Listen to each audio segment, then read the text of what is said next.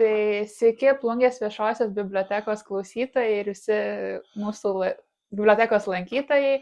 Šiandien sveikiname su jumis naujame tinklalaidės Skaitau ir gyvenu epizode ir tai yra tęsinys jau mūsų vykdyto laidų ciklo. Ir šiandien svečiuojamės Gintališkėje pas tautodailininką Vytautą Jaugėlą. Ir kviečiu Vytautai jūs prisistatyti mūsų klausytojams, papasakoti apie save trumpai. Prisistatyti nuo tokio. Kai buvau mažas vaikas, tėvas niekados buvo mokytos ir nenupirka jokio žaisliuko. Man nepirka, bet nupirka peiliuką tokį blėkinį.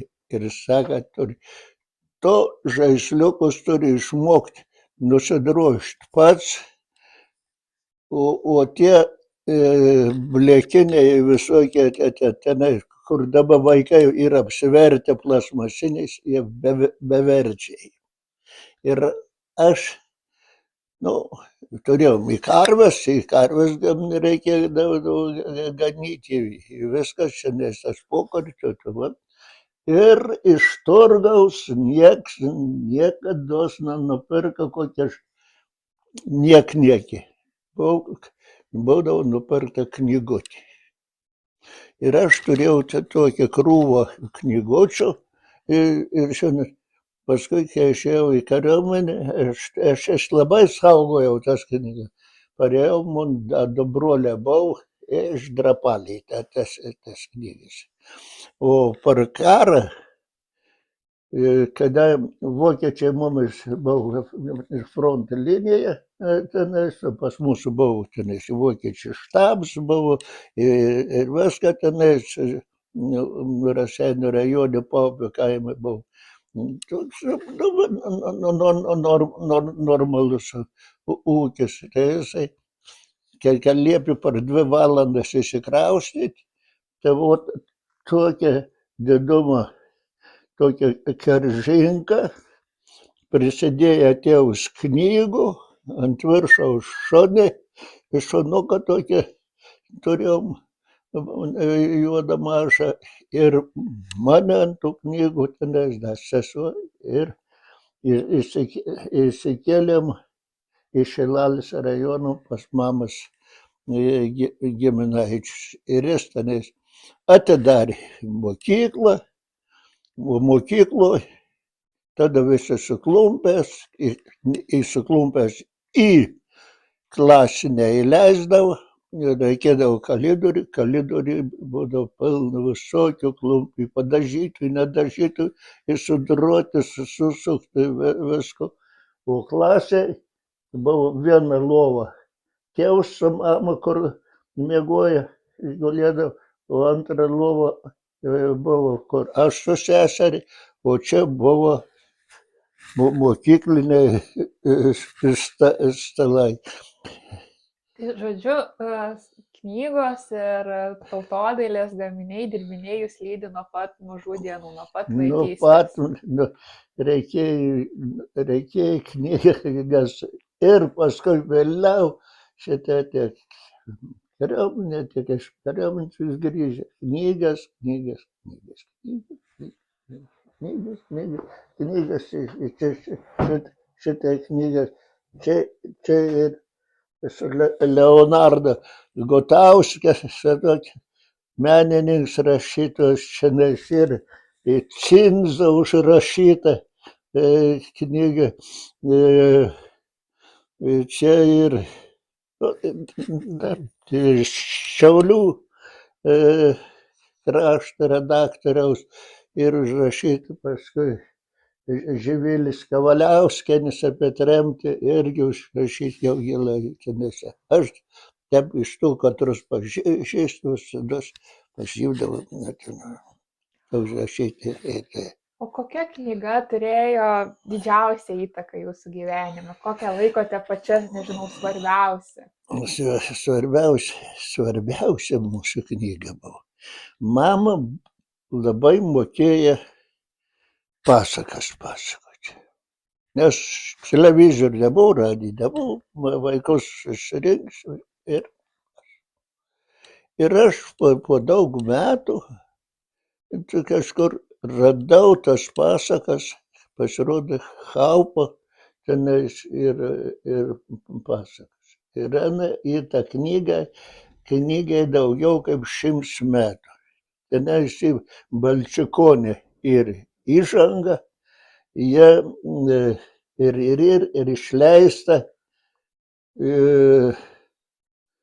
Rusijoje buvo lietuvių mokykla ir mokiniai iš vokiečių kalbos vertė į lietuvių kalbą, bet pasakas. Ir aš kada dirbau čia Gintališkėje vienu tarpu kultūros namuose ir aš pagal tą knygą pasirašydavau sceninį variantą ir mes Plungėje su vaikais dalyvaudavom tenais tuos konkursus ir užimdavom visados Gintališkėje jau beveik pirmas vietas. O taip knyga būdavo kokia nors, pavyzdžiui,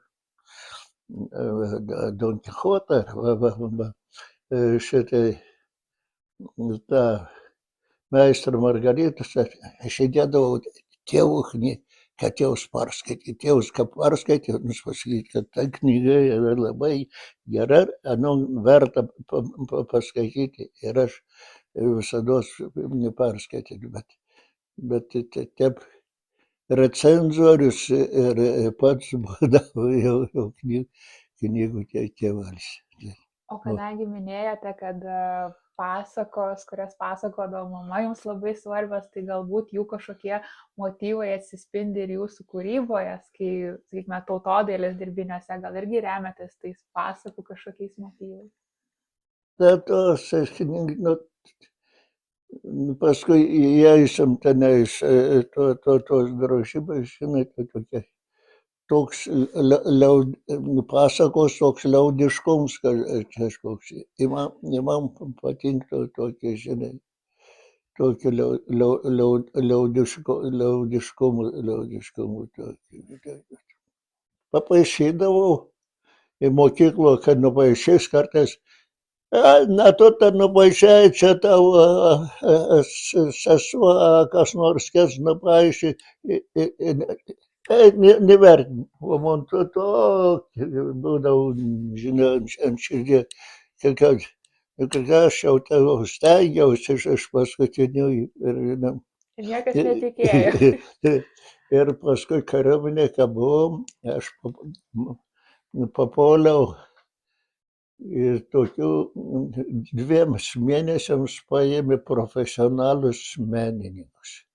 Ir man leisdavo jie nupaišyti Leniną švarką, šlipsą ir viso. Galvos čia veidą ne, nes aš neturėjau popierėlį. Ir mes per dainas valgykloms, visokioms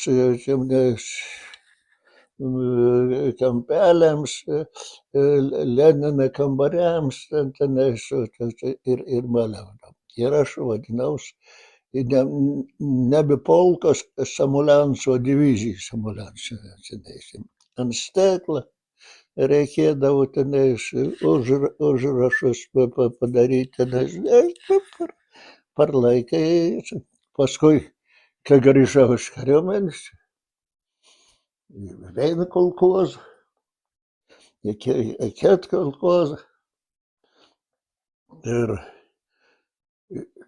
paskui jau kolkozą pasibaigė apylinkės pirmininkas, čia buvau viršaičiai, paskui išpravodė už politinius pažiūras po 100 veinių, tada mes turėjom 5 vaikus, jie išėjo anksčiau į pensiją ir man palieka vietą ir aš iki pensijos pradirbau kultūros namuose. Labai daug papasakojot apie savo vaikystę ir apie tas vaikystės knygas, bet o kokios knygos šiuo metu yra jūsų skaitymo sąraše, ką šiuo metu skaitot? Žinot, šiuo metu aš perskaitau, o kitam nelabai. Šitai aš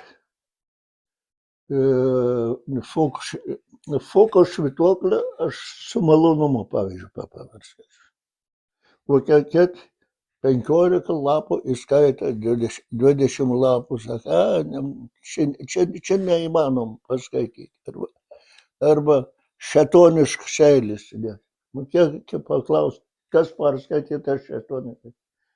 Nieks neskaito, o ten tai nuostabi knyga ir tenais. Čia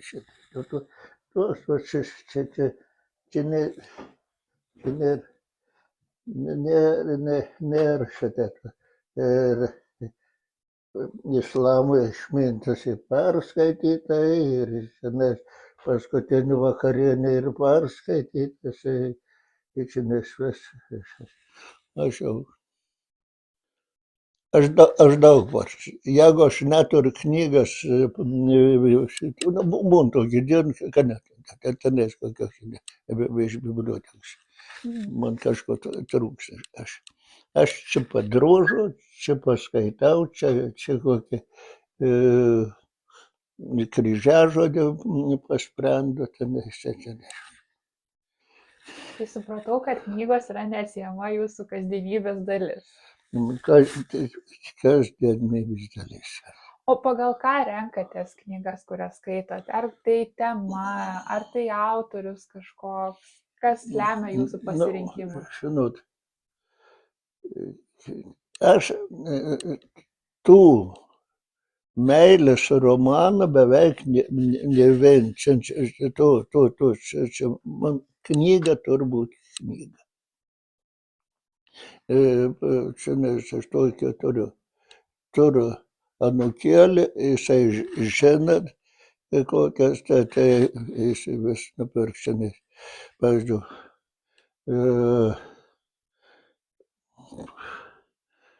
tokias jau knygas, knyga turbūt knyga, čia turi būti. Nu, čia paskutinį, kur perskaičiau, buvo paskutinysis tas Faro, tenais apie Paryžių, aš Paryžių kokia buvo viską, kaip po tos bažnyčios, po visko tenais. Bet tai rašytojai labai gebi, labai jau tokie. Bet priskystavoju tada. O kaip manote, kaip jums atrodo, kokia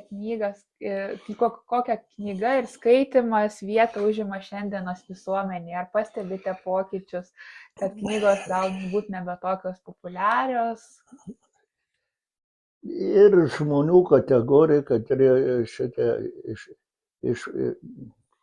turiu keletą žmonių, vis ateina iš manęs pasimti knygas, ne visada jiems patogu į platos biblioteką, žinai.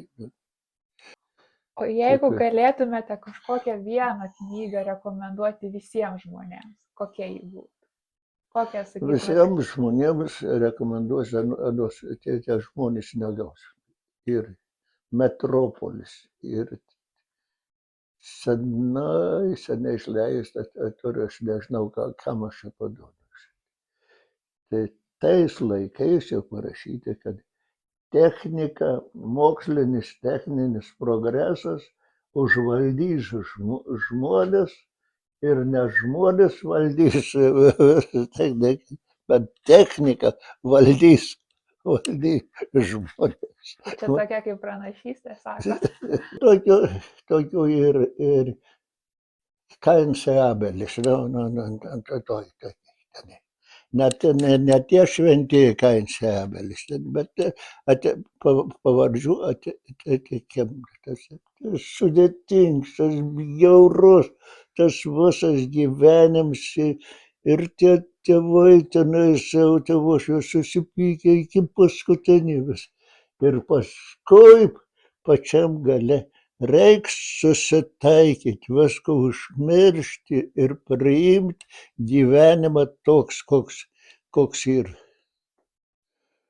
O kokį patarimą duotumėt žmogui, kuris, nori skaityti daugiau, bet gal neranda laiko ar motyvacijos? Ne, laiko nerasti, motyvacija čia, pats savęs apgavimas, žinai. Laika yra, tik tais jį nors biškį kitaip. Jeigu aš būčiau taip sau gyvenęs kaip senais gerais čiesais, kada buvo pagrindinė valiuta šnapsas, į banką reikėjo pinigų, nėra. Su butelka prašyt, kad tenais pravestų kokį nors šrūpgalį, reiks